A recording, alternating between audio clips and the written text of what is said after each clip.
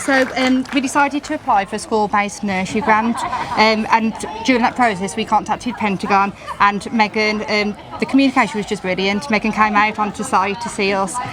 She had a look at all of the grounds. It was really helpful in designing and ideas as well, being able to think about what we might have in different areas, and we just pieced it together really, didn't we? Yeah, we did. I think we were both pretty similar on like the same wavelength in a way. When I did the walk round with Lizzie, there was lots of, we'd like that zone there, potentially that zone there, and when I walk around a play space I envisaged that the same way as well.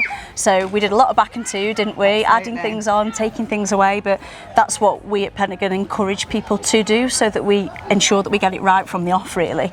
That is what was really wonderful, that actually nothing was too much trouble, that when we went back and forth with ideas and slight tweaks here and there, and actually Pentagon was and Megan just so responsive, really just trying to make our vision come to life, so thank you. You're welcome. At least there's water. Then he fed it and watered it.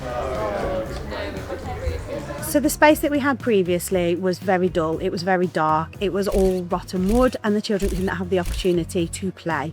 So the vision was to create a space that was safe, that was engaging, that was inviting for our children, and had lots of colour to allow our children to explore and be able to develop those vital skills that they need at their age. The amazing environment that we've created here now as part of our discovery zone will allow our children to come out and be real critical thinkers. It will allow them to safely play with each other, to be able to develop those social skills within an environment that enables them to develop those skills, to ensure that as they grow and develop through our education system, they end up as an amazing citizen.